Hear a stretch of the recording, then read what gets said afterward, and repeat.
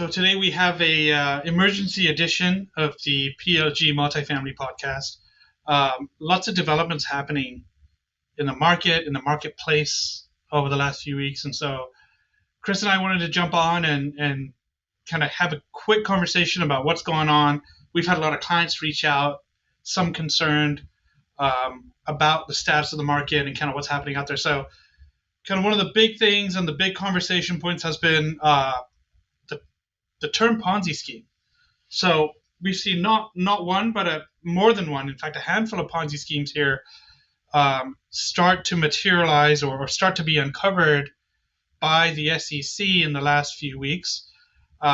Chris and I wanted to kind of jump on and chat a little bit about Ponzi schemes, how that affects our sponsor clients, our GPs, how that affects our LPs and what to look for on the LP side.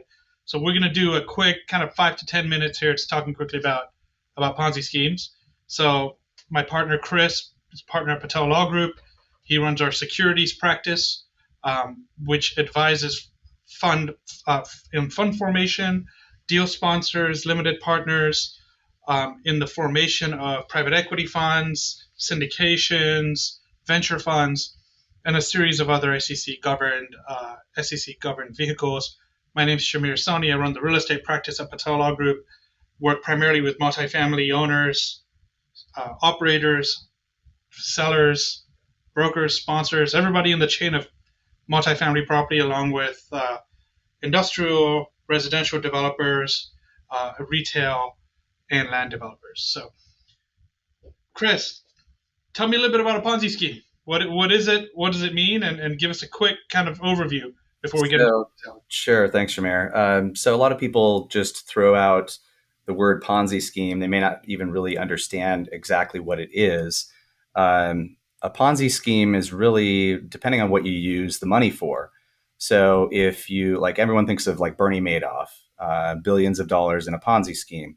So essentially you're bringing in investors to cover, you're using their money instead of investing it like you tell them you're going to, use it for something else. And typically that's to pay back your prior investors. So you bring in an investor and you say, I'm going to pay you 10% a year on your money, doing whatever I'm doing, and you'll get that 10% profit. Then a year from now, the person running that Ponzi scheme doesn't have that 10%. So they're bringing in new investors. They're taking the investors' money, using that to pay the old investors back.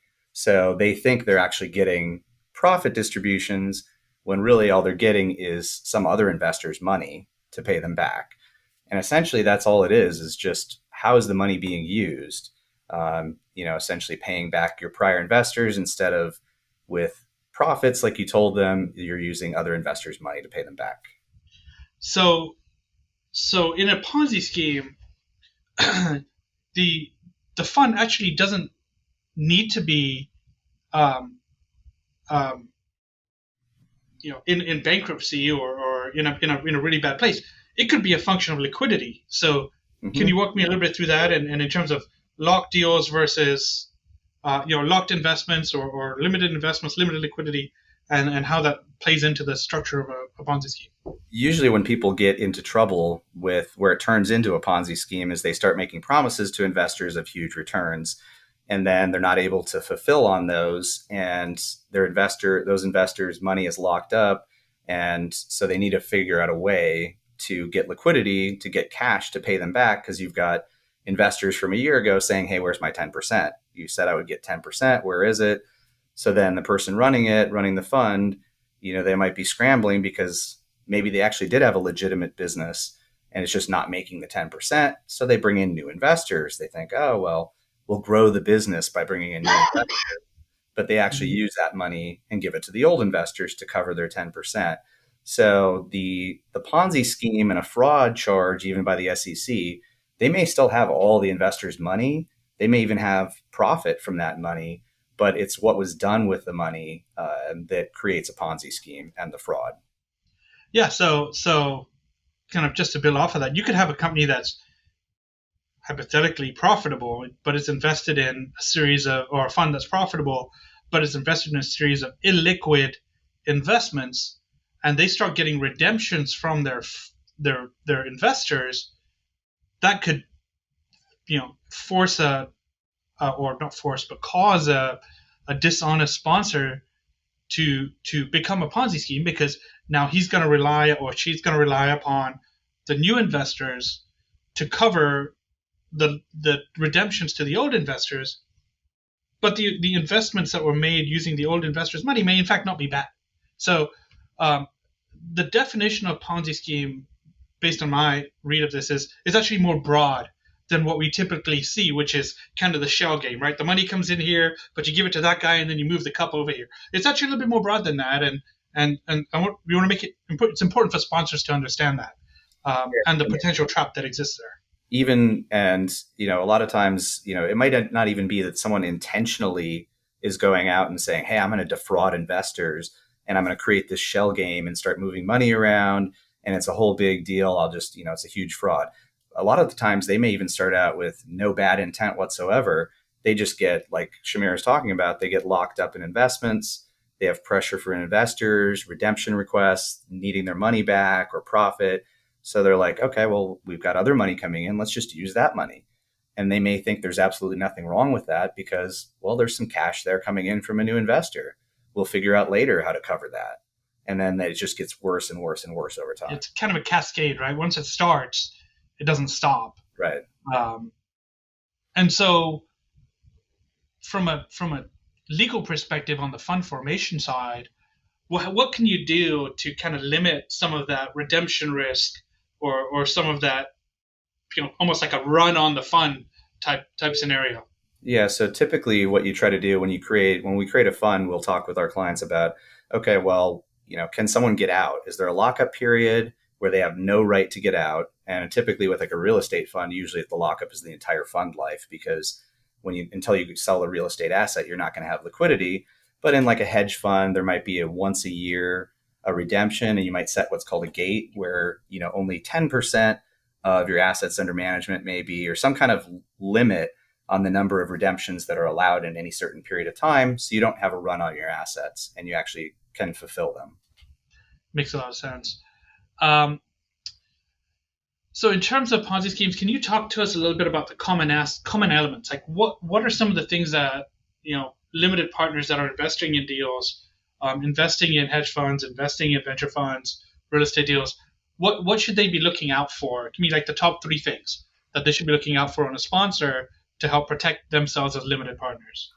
So whether you're an investor or a sponsor, if you're getting involved with someone else and they're the one proposing the idea, whether you're going to be an LP as an investor or GP, whatever it is, however you're involved, if it sounds too good to be true, it probably is. I mean, Warren Buffett, one of the best traders out there, averaged 22% per year over his lifetime. And he's one of the best traders there over like a 70-year period or whatever his career is.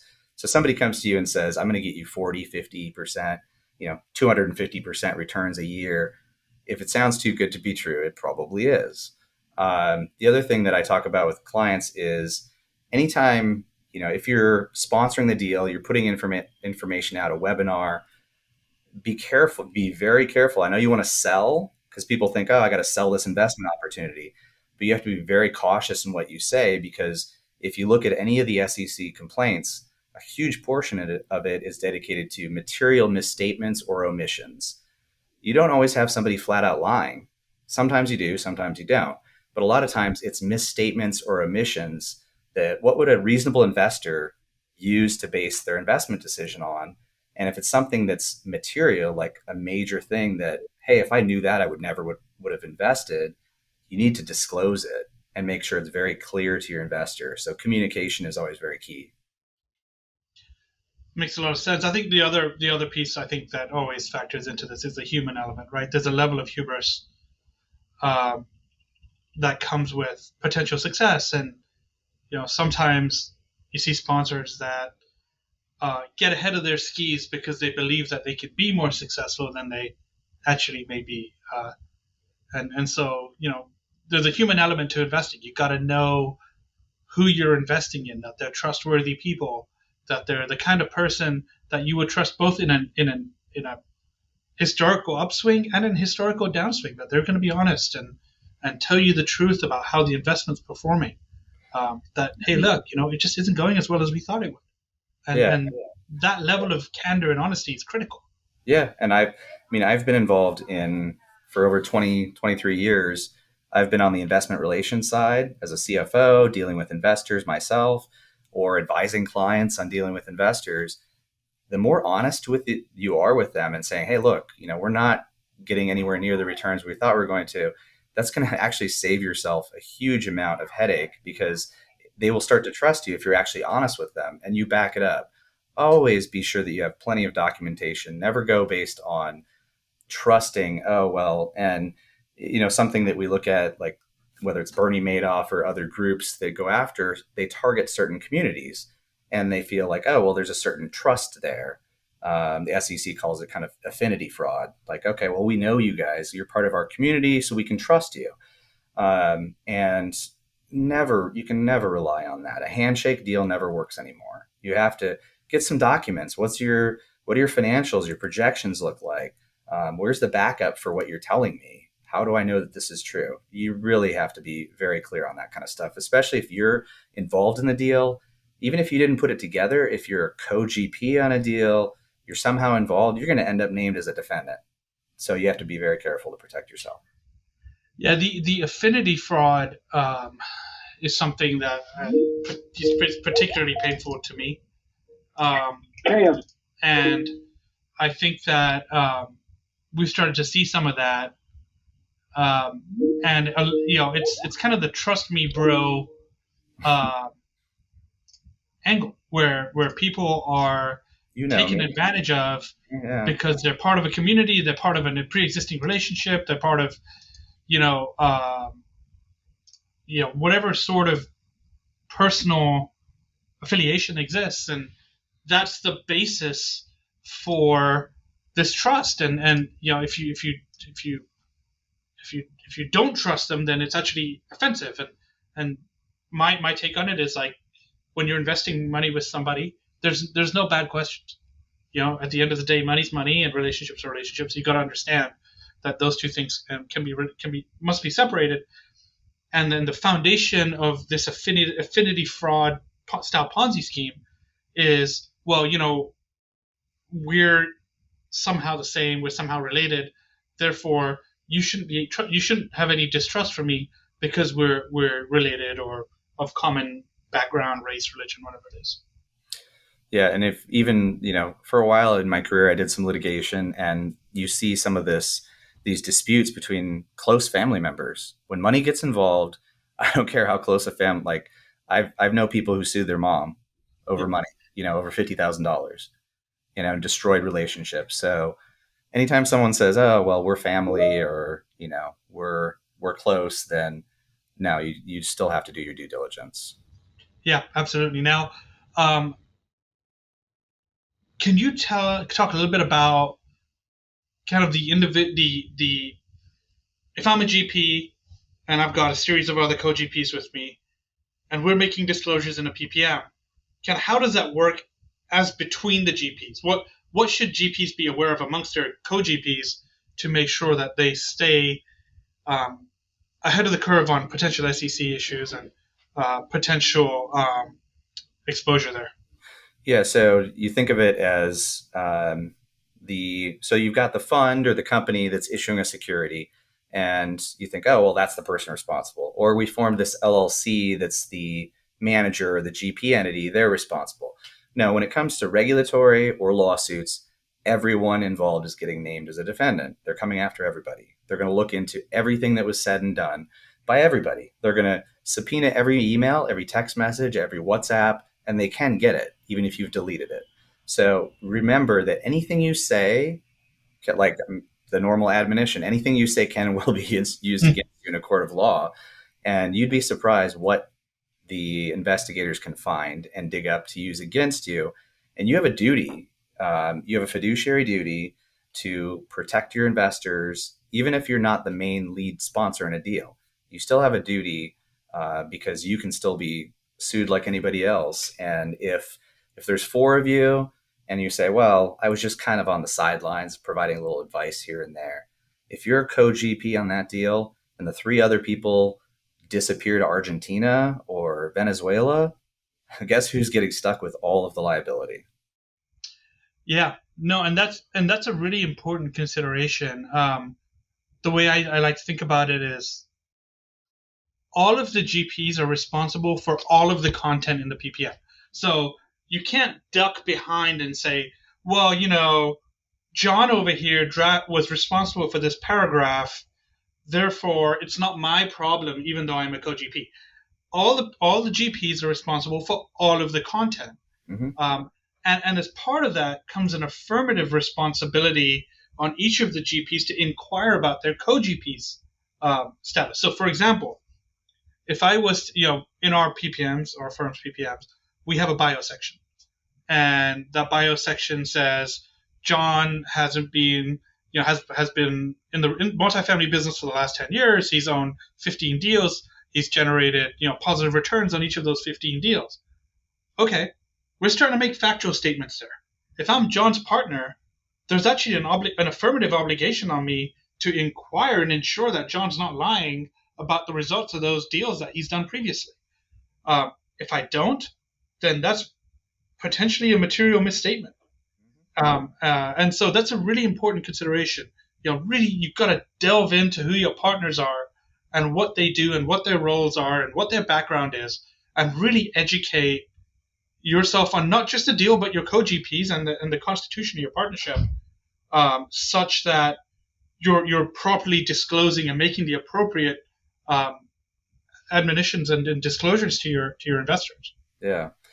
And even when we draft a PPM for someone, you can't say, like, if you get investigated by the SEC or a state regulatory agency or a lawsuit, you can't say, well, my other GP prepared this or reviewed it, or my attorney prepared it and I didn't have any clue what they were doing. It doesn't matter. Like, you're the ultimate person responsible for this. We're just taking the information you provide us. We don't have any clue if any of this stuff is factual or not, because it's coming from you. So you have to verify some of these things, and every little detail in your webinar, in your PPM, any communication with your investors. If you are stating any kind of fact, what backup do you have for that? And the SEC will ask you, okay, well, on so-and-so date in this webinar, you said that in the past you've run 15 deals and made over 20% IRR in every deal. Prove it, because they will do that to you.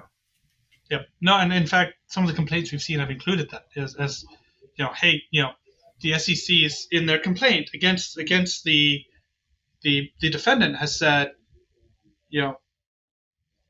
they made the statement that they've generated X percent IRR for the last X number of years, and then in the appendices there's a chart that says in this year they made X, in the next year they made Y. This proves that the statement is absolutely false. These are statements of fact. Like, your return is your return. There's not much opinion there. And so once you start making statements of fact, those are objectively verifiable, and they will be objectively verified by the SEC as part of an investigation. Right. Yep. So that was another important consideration on the PPM side. So yeah. And then the last thing I want to talk to you a little bit about was podcasts, videos, kind of stuff we're doing right now. What is your advice in terms of protecting sponsors in podcasts and videos, both that are made in while raising money, and those that are made while not raising money, and generally, what do you think there? So, a lot of times if someone hires us for a securities offering, we will offer to review any material that they're going to do. We don't sit through their webinar, but in terms of the PowerPoint deck that they're providing, we will review it and look and say, hey, this doesn't make sense. This seems I don't understand what this means. Where's your backup for this? So we'll go through that for them. But anytime you're doing, just as some examples, and these are things that I've seen in my career that may not even get to the level of litigation, but an investor complaint that, well, you told me that I was going to get this return, or this is the way the deal was structured, or this is what you're investing in, and you didn't. And they're going to go back and they're going to have a copy of some email or a text you sent them, or a webinar that you think is gone forever, or maybe it's still up on YouTube or somewhere. It's somewhere out in the metaverse, I guess, and it's still out there, and people can find it. And so, anytime you make any kind of statements in writing, video, audio, any of that, even over the phone, your investors will try to use that against you. So you just have to be very careful in what you're saying, that you can back up the statement, that it's not misleading. I understand you want to try to sell investors, obviously, because otherwise, if that's your whole point, is to get the investor in. But you really have to be cautious to protect yourself. Yeah. Um, I think the adage, like, anything you say may or will be used against you is an important consideration Yeah.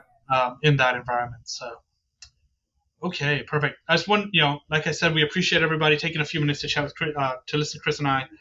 We wanted to get on and have a quick emergency edition of the PLG Multifamily Podcast, talking through Ponzi schemes and considerations There's one for other area too that we were going to talk about, that I think is important, real quick before we wrap up. Is okay.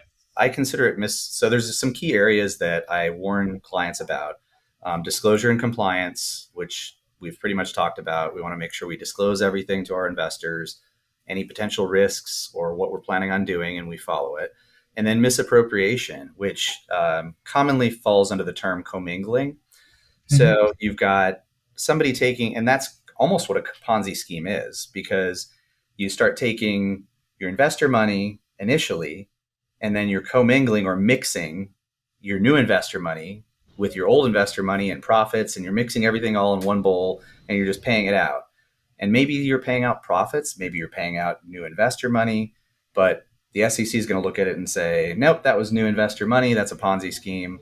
I don't Right. care what you say. So commingling or using money that is different than what you said it was going to be used for is a huge issue. You have to be very careful to have good accounting, keep your bank records, keep everything separate, whether you need multiple bank accounts to keep it separate, and disclosing exactly, I'm raising this money to invest in multifamily real estate in Texas.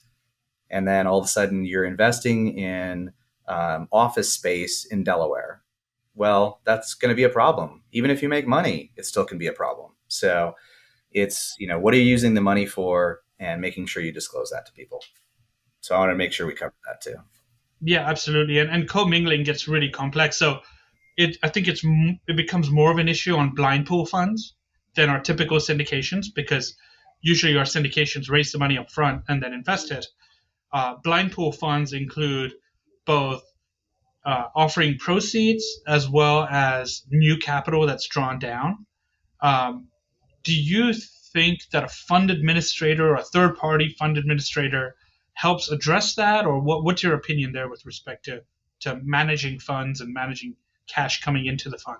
Yeah, I mean, having a third-party fund administrator, whether it's software that you use or you hire someone to do it, is always a good idea to keep track accounting-wise. It makes your accounting, your bookkeeping, your taxes a lot easier, and less expensive every year when you go to do any kind of taxes.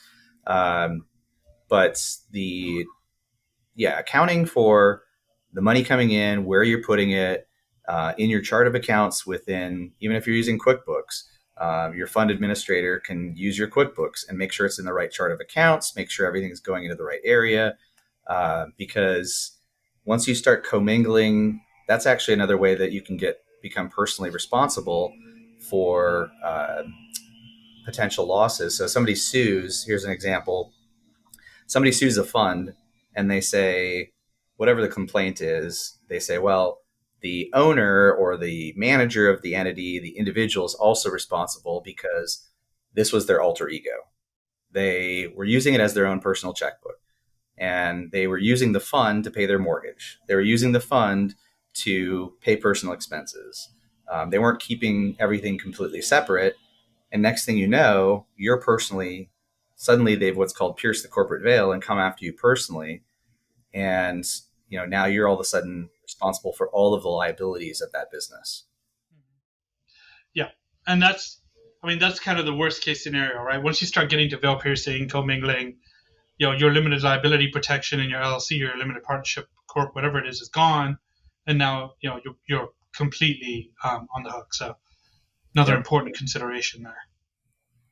100%. Alrighty. Again, Chris, appreciate you doing this with me. Emergency edition of the PLG Multifamily Podcast, talking about Ponzi schemes, things to be aware of for sponsors and for investors. Appreciate you taking the time. You can always reach Chris or me by email. Chris is cbarsness at patellegal.com, Shamir ssoni at patellegal.com, or by phone 972-650-6848. Look forward to any questions and do not hesitate to reach out. Thank you. All right.